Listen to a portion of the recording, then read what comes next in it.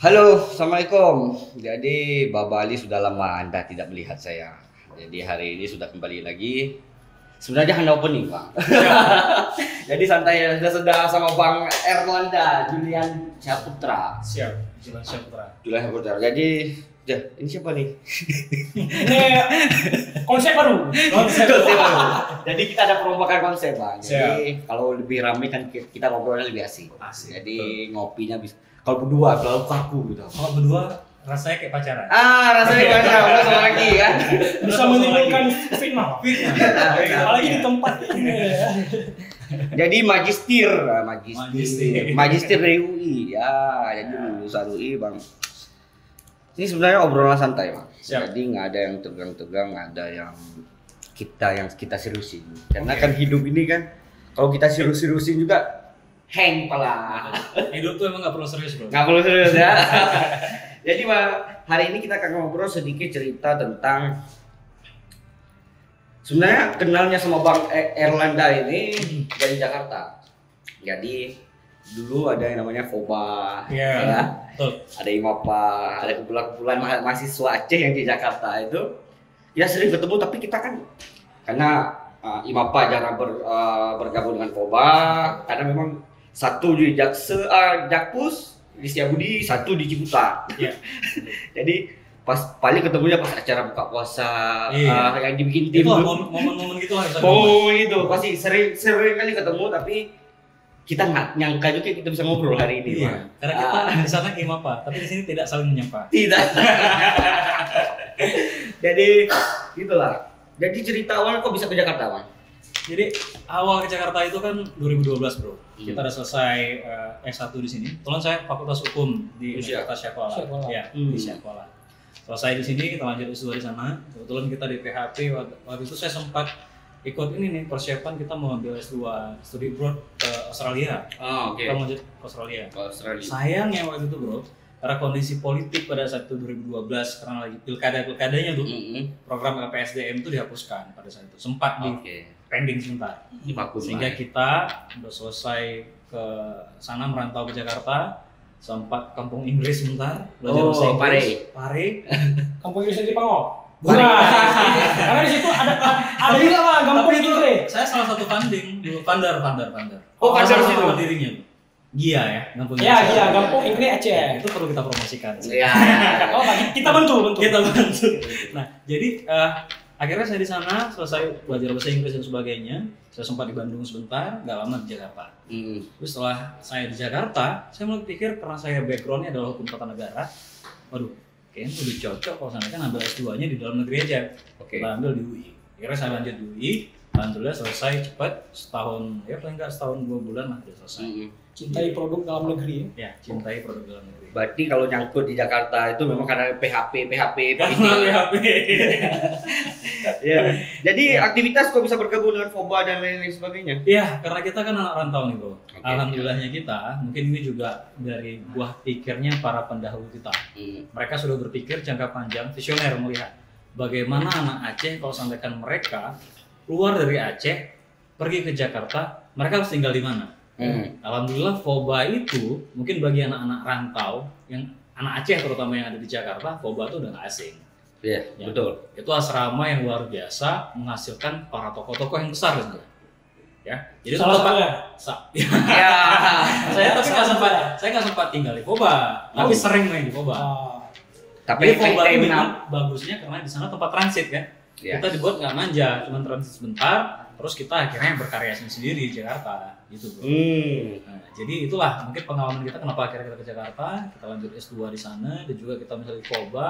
Kenapa kita bisa ketemu di FOBA? Itu karena juga memang ikatan persaudaraan kita anak Aceh di luar Jakarta. Artinya, mohon maaf, anak Aceh yang ada di Jakarta itu kompak. Ya. Kompak. Karena Kompak. ada istilah minoritas. Jadi dimanapun minoritas biasa kompak. Ya kan? Nah, itu dia yang bingungnya kita.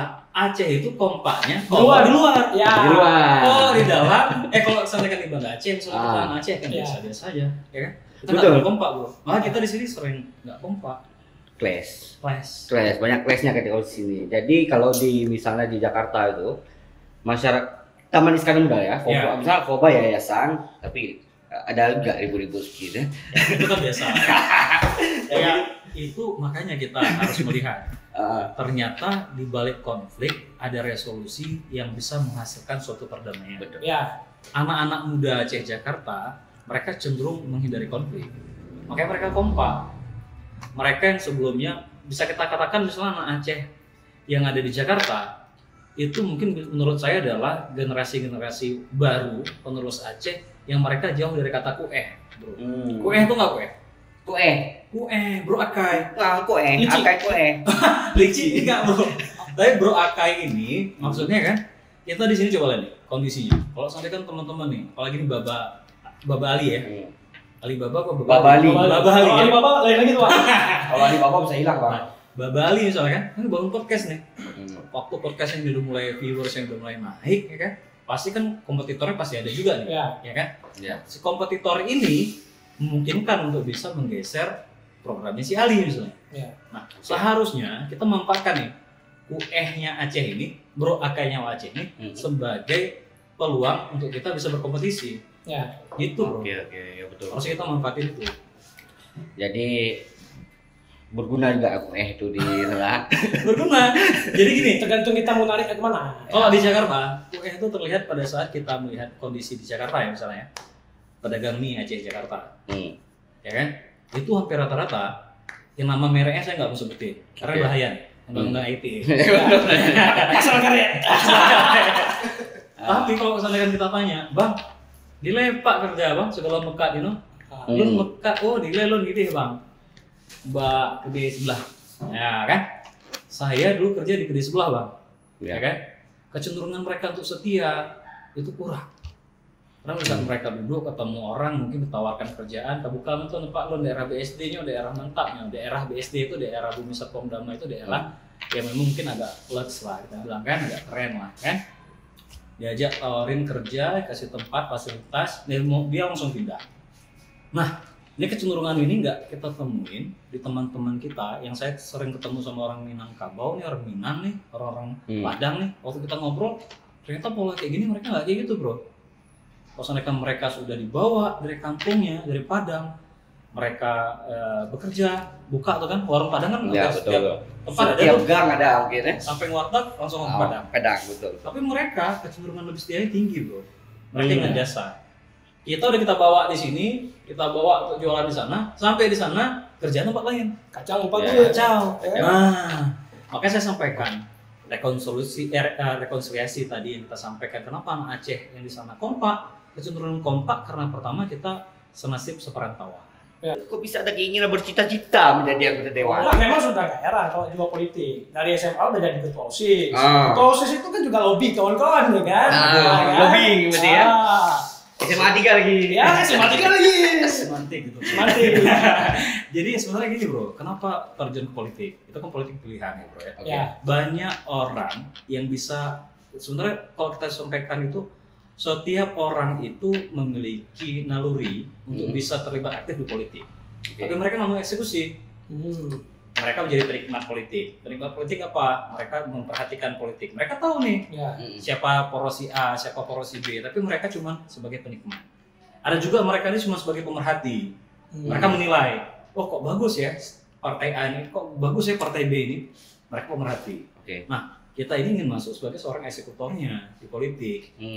Kecenderungan anak muda untuk terlibat di politik itu ternyata partisipasi masih sangat rendah. Kurang ya? Orang kurang. Sehingga mungkin tren 2019 kemarin milenial itu cocok dijual. Tapi mungkin ke depan 2024 belum tentu milenial itu cocok. Kenapa? Karena di saat milenial ada sebagian yang terpilih, di saat dia bekerja mungkin dia nggak biasa-biasa aja, nggak ada beda antara milenial dengan orang yang lebih senior, lebih tua umurnya. Atau dalam politik itu ada istilah all generation. Nah, all generation ini lebih mendominasi di politik. Kenapa mereka mendominasi? Mereka punya modal sosial yang kuat.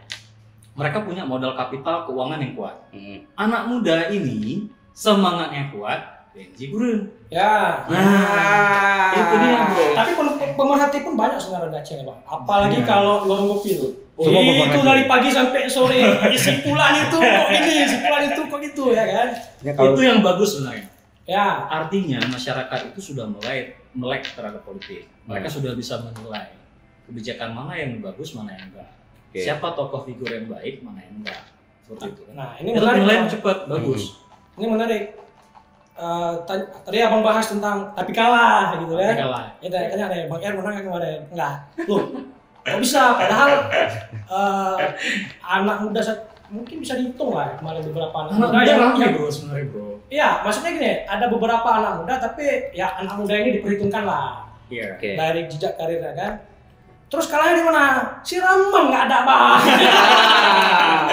Jadi Siraman sebenarnya nggak juga bro. Kita harus bisa bedakan tipologi daerah pemilihan. Ada daerah yang memang dia itu kecenderungan rasionalitasnya tinggi. Rasionalitas ini dekat dengan intelektualitas. Mereka rata-rata orang yang berpendidikan. Bukan kita katakan daerah lain nggak berpendidikan. Kita nggak mengeneralkan itu. Tapi mereka kecenderungan melihat figur, sosok, visi misi, track recordnya itu mereka akan coba pelajari. Mereka masyarakat yang susah dibeli. Tapi nilai mereka masih sangat kecil. Nilai itu masih sangat kecil. Nah, bisa teman-teman bayangkan misalnya, karena kita pernah di Jakarta. Kalau di Jakarta, orang akan melihat siapa sosok figur pimpinan memiliki visi, misi.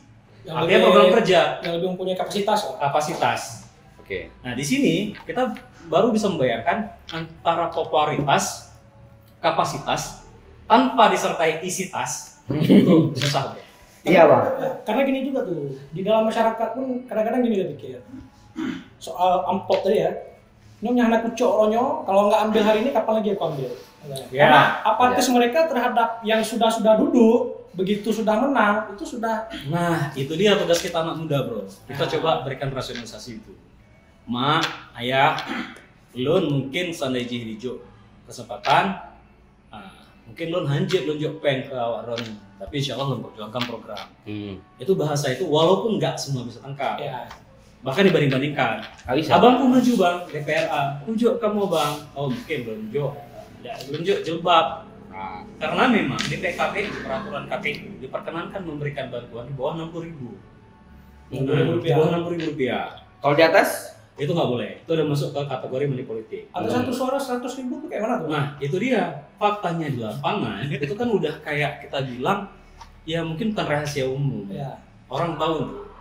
Ada kampung-kampung tertentu yang kok kita nggak membawa mungkin hadiah, ya itu ya susah kita menangnya.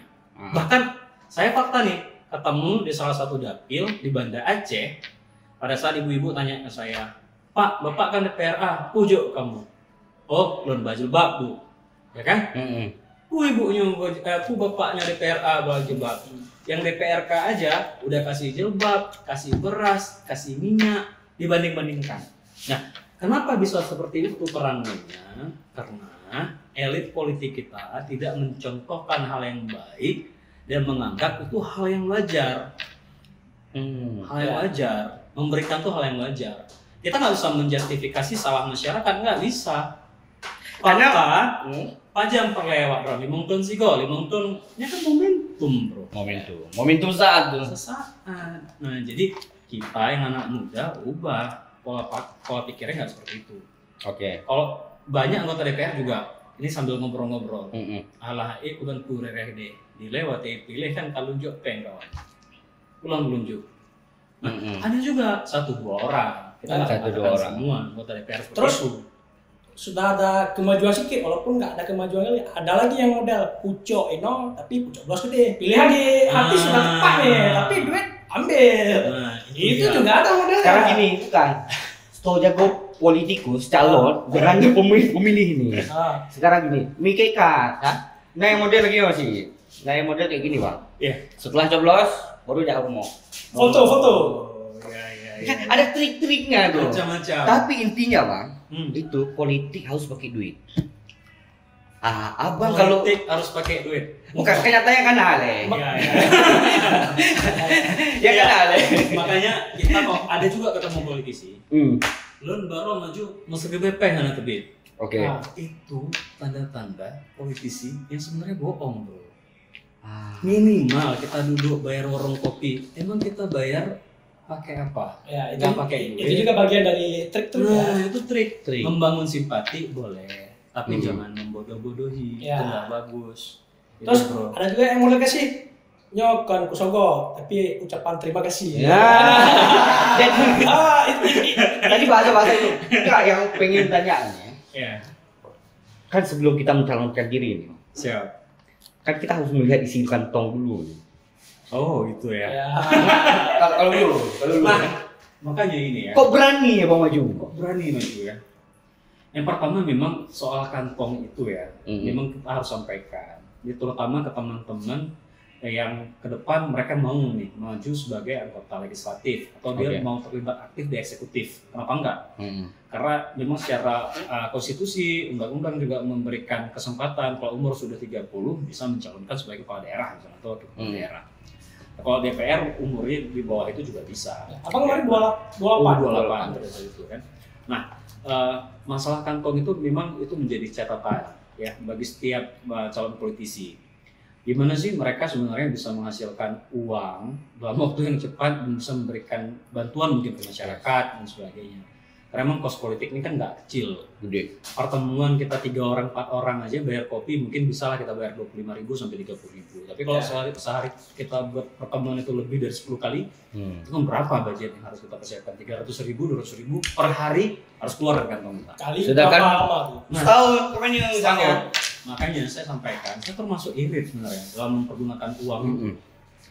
Banyak habisnya untuk pamflet, baliho. Wajar lah. Saya ada beberapa tempat titiknya yang lumayan strategis, saya taruh baliho.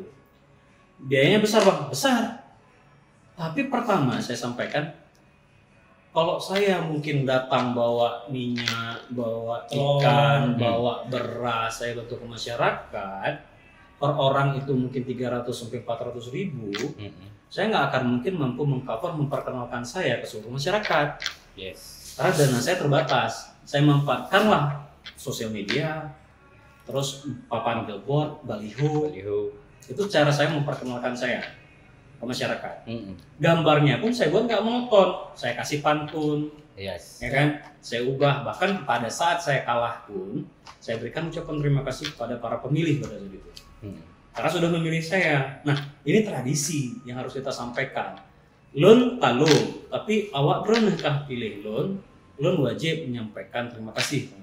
Itu tradisi. Jadi besok ada anak muda yang maju lagi, kita harapin kalau hal-hal yang positif gini kita lanjutin, bro.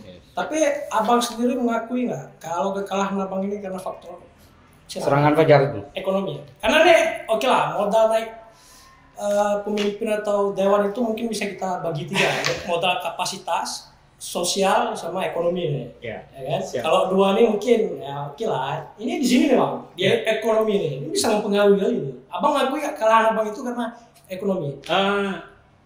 Itu salah satu ya. Tapi memang faktor tim juga kita, karena memang anak muda ini semangatnya tinggi. Dan di saat kita masuk kampung-kampung, kan nggak semua orang kenal kita. Kita merekrut orang tim di kampung itu kan susah, sulit di kampung. Setiap caleg berkeinginan untuk masuk di kampung yang sama, memilih tim yang sama. Kecenderungan mereka pilih adalah tim perangkat desa, perangkat kampung, geci, tua, pemuda, gitu kan. Jadi mereka kecenderungan ketemu sama orang-orang tokoh di kampung. Satu geci bisa jadi 5 partai, ada 4 caleg, 5 caleg ketemu, ya kan? Ini kan persoalan. Jadi memang ada faktor yang mungkin terkait dengan tim kita di seluruh daerah, karena memang dapil Banda Aceh besar ini dan Sabang ini besar betul, bro. Luas. Ya luas. Dapil neraka ya. Kalau neraka itu sampaikan ya bisa jadi juga. Walaupun kita nggak menisbikan daerah-daerah lain itu susah, ataupun mudah dapat suara. Saya pikir juga daerah lain juga susah. Tapi memang kita sampaikan tadi, tim itu kita kewalahan. Saya mampu hanya mengcover daerah Banda Aceh besar sebagian. Aceh besarnya luar biasa besarnya, bro. Luas. Gimana kita hari ini mau kampanye misalnya, saya padahal selama 8 bulan itu hampir setiap hari ketemu sama masyarakat, walaupun kalau kita sangat sederhana, di warung kopi, tempat pengajian dan sebagainya, kita ketemu sama ibu-ibu misalnya. Maka saya bawa tagline pada saat itu The Power of Emak pada saat itu. Bukan ingin meniru keberhasilan pada saat Anies Sandi di DKI, tapi memang saya punya keyakinan pada saat itu ibu-ibu ini adalah tipikal pemilih yang setia. Memang setia faktanya. Ada ibu-ibu yang tanpa perlu kita kasih bantuan sekalipun, beliau lihat dengan semangat kita yang besar, yang tinggi, dia akan memilih kita. Dan kelebihan ibu-ibu ini adalah menyampaikan sosok kita ke keluarganya. Nah itu kelebihan ibu-ibu. Makanya ibu-ibu itu memang sangat setia dalam memilih sosok figur. Sampai memang ini anak muda. Nah ini penyakitnya anak muda. Anak muda itu semangat dia lihat. Wah ini sosok terpilih anak muda kan. Tapi penyakitnya pagi dia nggak mau datang ke TPS, malam main Mobile Legends, sekarang cheat, ya kan? Bengong wate poh 8 nih bukan TPS, poh 12, tahan ale. Ya. Pat Ananda tanya mentong tak surga. Ya, tapi perjuangan abang itu nggak sia-sia juga bang. Alhamdulillah. Kurang lebih 8.000 suara. Enggak, koreksi 5.360. 5.000 suara itu bukan bang. Kalau DPRK kelewatan. DPRK cuma butuh berapa? Seribuan. Banyak anak muda yang coba mengkerdilkan seolah-olah bang, akan maju DPRA, ada drone menuju DPRK kan menang. Yes. Saya mau sampaikan kompetisi DPRK, DPRA, DPR RI dan DPD itu beda-beda. Ya. DPRK itu adalah kompetisi paling sulit mendapatkan suara. Sehingga anggota DPRK yang terpilih, ada yang cuma 300 suara dia terpilih jadi anggota DPRK. Lebih kecil, lebih sulit. Kalau di sulit. Sabang itu kadang 250 suara ada yang terpilih jadi anggota DPRK. Pertama makin kecil ya skupnya, makin banyak bintangnya, calegnya makin banyak, dan rata-rata, mohon maaf kita bilang di Aceh ini kan sifatnya kan paternalistik betul, sangat keluargaan. Oke. So maju, gimana nonton geci? Ya, nama lah geci kan dilihat buah kamu, buci kamu, ya kan? Jadi hubungan keluargaan tuh kuat ketat, sehingga coba lah nih banyak teman-teman aktivis mencoba peruntungan maju DPRK. KO suara cuma 30, 80, 70. Kenapa? Modal sosial di kampung dia nggak bangun. Di kampus terkenal dia jadi ketua BEM. Di kampung, buat fardu kifayah ngajak kah ke kampung. Wate ibunya pegat acara kawinan. Bahagia. Anak cereng kah? Kan? Datang sebagai undangan. Ya kan? Berharap suara sama besarnya. Padahal setiap desa itu, setiap kampung mantan geci, mantan tuhaku, tuhalapan yang mungkin sampai ketua pemudanya juga maju jadi caleg. Itu belum lagi satu kampung 2 calonnya. Bisa 6 bro. Bisa 6. Karena kok kita kalikan misalnya kemarin ada 20 partai politik, ya kan? Masing-masing itu kita bilang di kampung, misalnya Kampung Mulia nih ya. Ban Kopi ini kan di Kampung Mulia. Kampung Mulia. Kampung Laksana. Kampung Laksana. Koreksi. Ban Kopi lagi. Tapi kita udah 3 kali di sini, Pak.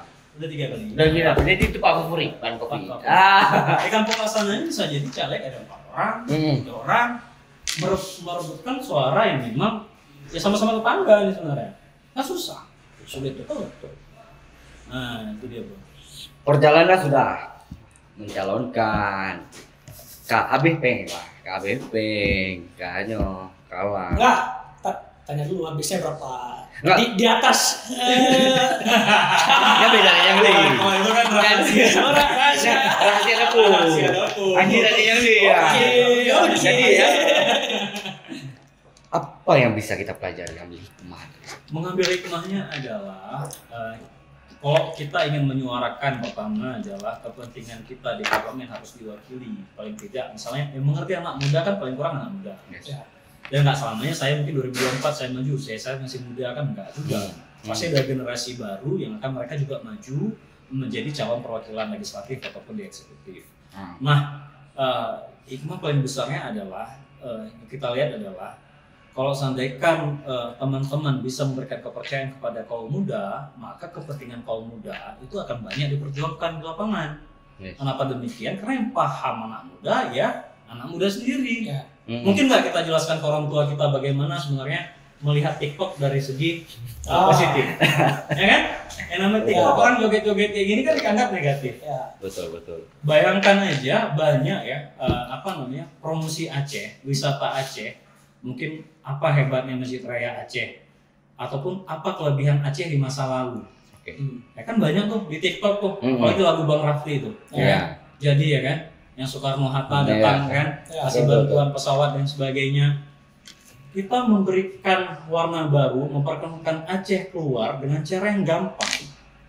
Yang masuk itu bro, cuma dia anak muda, kelasnya kecil ya. Coba bayangkan Kak, kalau konsep orang tua, pasti Singlah tetik tentang program Mbak Dinas Pariwisata. Kita pakai promosi. Yang terbayangkan promosi adalah buat baliho, billboard. Ya, kita buatnya billboard di Jakarta. Taruh setelah Soekarno Hatta, ada billboard besar-besar, taruh situ. Misalnya Aceh Visit, Aceh apa dan sebagainya. Padu budgetnya kan mahal dah. Cukup mahal bro Jakarta bro. Karena gimana Aceh apa kayak baliho. Ratusan kan? Ratusan. Nah, miliaran saja bisa miliaran. Coba bayangkan dengan coba kreativitas nakal yang Aceh nih, saya kita bilang. Melalui TikTok dia perkenalkan di mana cantiknya Long Raya, daerah Long misalnya. Bagaimana keindahan Pantai Lampu misalnya. Dia perlihatkan melalui TikTok, dia kemas, dibuat video yang kreatif, viewersnya cepat, viralnya cepat, langsung FYP ya? FYP dong, ya kan? Jadi nggak selamanya media sosial itu negatif. Nggak negatif. Pemain TikTok ini, ya kan? Lebih aktif lagi, jangan cuma di YouTube saja. Jadi Bapak Ali titik lidah TikTok. Promosi. Bukan, kayak gini Pak. Setelah hikmah itu baru keluarlah buku. Oke. Jadi menulis buku. Buku itu sebenarnya sebelum itu bro. Sebelum itu. Yang terakhir itu apa? Yang sempat booming itu buku lama. Buku yang mana tuh? Judulnya apa? Saya ada berapa? Yang gagasan. Itu lama. Partai itu hasil tesis saya 2013. Saya jadikan buku di 2017. Alhamdulillah di Gramedia tuh sempat masuk ya bestseller. Ya, saya lihat di Gramedia masuk. Nah, jadi itu buku memang judulnya gagasan beberapa partai politik korup. Saya bedah ke sini, saya undang salah satu tokoh besar pada saat itu, Fahri Hamzah misalnya saya bawa ke Aceh belajar itu. Ada beberapa akademisi guru besar, Prof. Satya Arinanto, Hikmahanto Juwana, bahkan memberikan komentar itu ya ini anak kebanggaan kita juga nih, Bang Ilham Saputra nih, jadi PLT Ketua KPU RI sekarang. Beliau juga kasih catatan di buku itu. Jadi itu semuanya saya melihat partai politik ini kan orang bilang sebagai kendaraan. Yes. Kendaraan ini tentunya kan harus ada operasional nih. Gimana sih bensinnya? Gimana sih ganti olinya? Artinya kan harus ada pos yang besar. Bayangkan teman-teman itu undang-undang kita, Undang-Undang Dasar 1945 memberikan tempat bagi partai politik itu untuk bisa mengisi ruang pemilihan secara demokratis melalui pemilu. Mereka akan menghasilkan calon figur pemimpin kita, baik di eksekutif dan legislatif. Itu semua orang partai. Ya. Ada walaupun kesempatan independen, tapi kan jarang. Ya. Kepala daerah independen yang terpilih. Nah, mereka ini kan orang parpol rata-rata. Partai politik ini hidupnya dari mana? Anggarannya dari mana? Duitnya dari mana? Kan pasti dari anggota-anggotanya kan? Ya. Anggotanya harusnya jadi bupati, jadi wali kota, jadi gubernur, jadi anggota DPR dan sebagainya. Kalau soalnya anggaran politik ini dipergunakan menjadi hal yang nggak wajar, misalnya, kan itu miris ya. Masa partai politik itu besar, kenapa partai politik ini kecil? Karena partai politik ini ya memang ya kegiatan-kegiatan di kementerian atau kegiatan-kegiatan daerah diambil, dipergunakan, disalahgunakan, diperuntukkan untuk partai politik. Nah, akhirnya kita usulkan pada saat itu melalui buku saya itu gagasan barang partai politik korup. Kenapa saya buat seperti itu? Karena memang kewenangan Mahkamah Konstitusi itu salah satunya adalah memutus pembubaran partai politik. Tapi alasannya adalah partai politik yang seperti apa? Partai politik yang menyebarkan paham ajaran komunisme, Marxis, Leninisme. Ya. Yang itu hampir tidak ada lagi. Ada nggak sih partai politik yang hari ini? Kalau dulu PKI ada ya. Partai politik sekarang ada nggak sih? Dia mendaftarkan ke Kementerian Hukum dan HAM, saat verifikasi dia tulis ideologi saya adalah komunis, Marxis. Nggak ada. Ya. Masalah ada oknumnya mungkin masih bawa komunis, Marxis dan Lenin itu lain cerita. Tapi saya sampaikan akan sangat sulit ada partai politik komunis yang bisa mendaftarkan diri secara legal di negara ini dalam bentuk partai politik. Dan itu mustahil kan? Mustahil. Makanya sampai kapanpun nggak akan mungkin ada partai politik yang dibubarkan. Nah, di Thailand partai Thai Rak Thai, ada namanya partai Thai Rak Thai. Pasti kan anak mukul yang partai Thai Rak Thai kan dulu pernah dibubarkan karena kondisinya apa? Karena disinyalir menerima bantuan suap. Baru duka ya, uzon nonton. Tapi mereka dibubarkan. Ada juga partai di Turki misalnya, ada beberapa partai Turki sana. Di sana juga partainya dibubarkan karena alasan yang sama. Nah, di beberapa daerah yang maju itu, mereka memiliki kesadaran moral yang besar. Di saat mereka sudah disinyalir berpotensi korupsi, mereka akan mundur melepaskan jabatan. Kalau kita kan enggak, karena alasan selalu, ya. Alasan kita apa? Alasan kita presumption of innocence, praduga tidak bersalah. Alasan kita kan dalam bersalah ini, kita mundur. Hormati hukum, hormati hukum, kan? Equality before the law, misalnya kita bilang kan, setiap orang ada persamaan hukum, persamaan di hadapan hukum. Ya. Nah, di negara-negara maju itu mereka bicara soal itu nanti belakangan. Tapi kalau saya sudah disinyalir melakukan korupsi, tindak tangan asusila dan sebagainya, saya akan mundur. Jepang adalah salah satu contoh yang paling besar. Cina juga sama. Baru dibilang korupsi aja, indikasi ada korupsi, mereka langsung mundur. Nah, kita coba sebenarnya ingin membawa hal yang positif di sana, kita coba kembangkan di daerah kita misalnya, kan? Bukan berarti setiap aktor politik itu berpotensi melakukan penyalahgunaan keuangan negara, misalnya. Tapi ini kan sebagai antisipasi. Buku itu kita keluarkan. Itu intinya, bro. Oke, siap.